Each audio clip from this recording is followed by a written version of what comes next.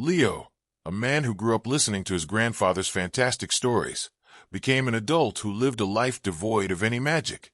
His grandfather's death a few months ago brought silent mourning, not only the loss of a loved one, but the feeling that, with him, the last sparks of a more interesting and mysterious world had gone. His grandfather, a retired history teacher, was a born storyteller, a true archivist of legends and curious historical facts.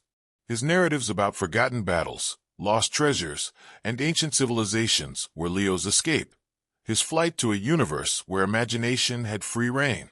Among all his grandfather's relics, one in particular always fascinated Leo: the coin collection.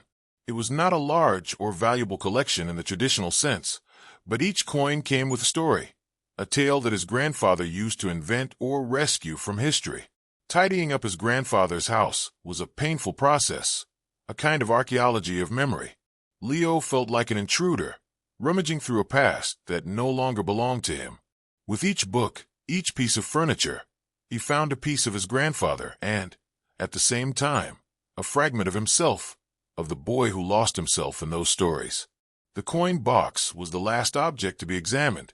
He found it at the back of a dusty closet, the same dark wooden box he remembered seeing in his grandfather's hands. When he opened it, he felt a wave of nostalgia. The coins were there, some shiny, others aged by time. What he didn't know, however, was that this box held a secret that could not be explained by any known law of physics. One by one, he examined the pieces. Most looked ordinary, old coins he already knew. But one in particular caught his attention. It was an ancient-looking coin, but with an unusual shine and weight. The engraving, of a Roman emperor, looked slightly different from the historical images he knew. Leo began researching books, articles, and the internet, but found no reference to a coin like this. The more he researched, the deeper the mystery became. The details on the coin did not match any known historical records, and the material it was made of seemed undetectable in any catalog.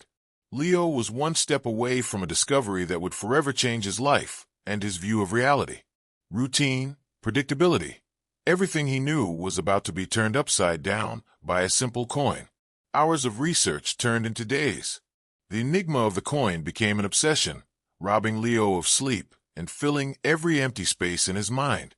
He began to question everything he knew, every historical fact his grandfather had taught him.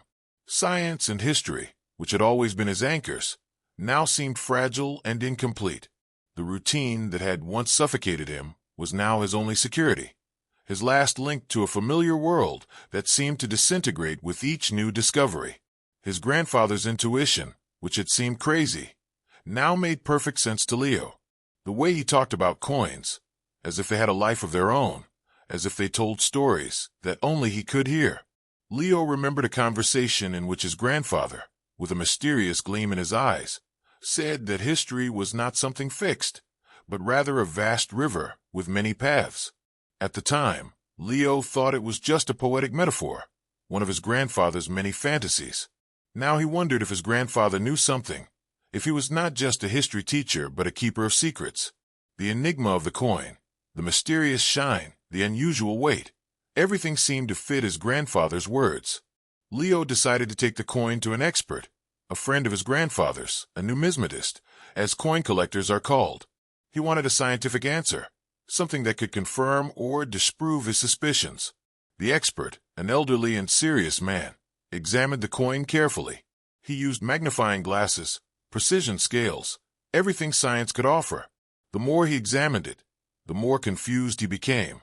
"It's the strangest thing I've ever seen," he muttered, looking at Leo with bewilderment. "The elements in its composition don't exist in the periodic table." The news hit Leo like a punch in the stomach.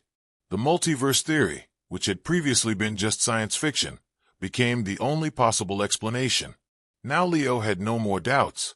This was no ordinary coin. It was proof, evidence that reality was much more complex and strange than he had imagined. The discovery that the coin did not belong to this universe launched Leo into a new reality. He immersed himself in his grandfather's collection with a new urgency. Each coin was examined with meticulous attention, every detail compared with catalogs, books, and databases. The first coin, the anomaly, was now just the starting point. He suspected that his grandfather, with his sharp mind and love of history, would not have kept just one anomaly. There had to be more. And he was right. He found another, and then another. Coins from different eras, with small but significant differences.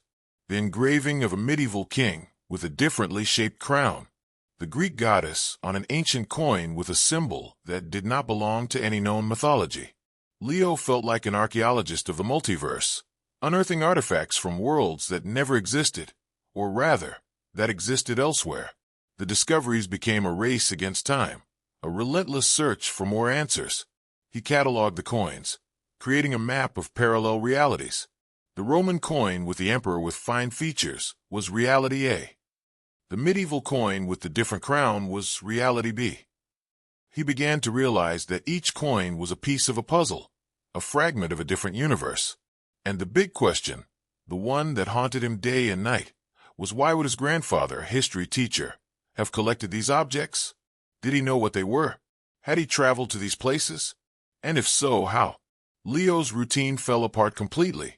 He began to use the early hours of the morning for his research. His work, once his top priority, became a distraction. He simply ignored calls from his bosses and their demands. The search for the truth became his sole purpose. Leo realized he needed help to unravel the mystery. He remembered an old toolbox his grandfather kept in the basement. When he opened it, he found a diary. It was not an ordinary diary, but a notebook with small letters and full of scribbles, which revealed that his grandfather also had technical knowledge. In the pages of the diary, his grandfather had drawn complex diagrams, mathematical formulas, and drawings of machines. The discovery shocked Leo. His grandfather, the history teacher, was actually an inventor, a hidden scientist. The notes, however, were enigmatic.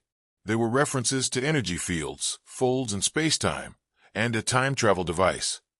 His grandfather's words in the diary were the key. He hadn't just collected the coins. He had traveled to get them. Leo's search for the truth became a search for a machine. He knew that the time-travel device was the only way to understand what his grandfather had done, and the only way to find the answers he so desperately needed. The diary, however, did not provide clear instructions. They were just clues. Clues about hidden components, about a secret laboratory. It was like a treasure hunt, and Leo was the only participant. Leo's adventure took him to unexpected places. He infiltrated old metal warehouses, searching for rare parts. He consulted quantum physics books in university libraries. He used his engineering knowledge to decipher his grandfather's drawings. He knew that his grandfather, a man so methodical and full of secrets, would not hide something so important in an easily accessible place. The diary, with its enigmatic clues, pointed to a hidden place, somewhere no one would think to look. And it was in the basement that he found the answer. Behind an old bookcase, there was a false wall. Pushing the bookcase aside, he found a disguised metal door. When he opened it, a smell of mold and dust filled the air, mixed with a metallic smell. He turned on a flashlight and saw a place that looked like something out of a science fiction movie. The laboratory was organized chaos. Tables full of tools, electronic components, complex diagrams on the walls. In the center of the room was a large machine, covered with a cloth. Leo approached it and, with trembling hands, removed the cloth. The machine was impressive, a work of art of engineering and physics. It was shaped like a capsule, with a side entrance and control panels, and a large metal dome. He knew instinctively that this was what he was looking for, the time-travel device his grandfather had built. The machine was complex, but it wasn't impossible to operate, especially for an engineer like him. He discovered that the machine used the coins as keys. Each coin, from a different universe, tuned the machine to a specific destination. The coins were the GPS of the multiverse. And with that discovery, he understood what his grandfather had done. He didn't just travel. He collected. He was a guardian, an explorer of worlds. He used his passion for history as a cover, and his coin collection as proof of his travels. A presence sensor is activated and a message appears right on the cover of his grandfather's diary. My dear grandson, if you are reading this, it means you have found what I hid. I don't know how you are feeling right now, but know that the world is much bigger than we imagine. History is just the beginning. I leave you this legacy, this chance to live the life I lived, to explore the unknown. Don't be afraid, but be cautious. Reality is fragile, and one wrong step can have unimaginable consequences. Your journey is just beginning, and the last thing I ask of you is to never stop marveling.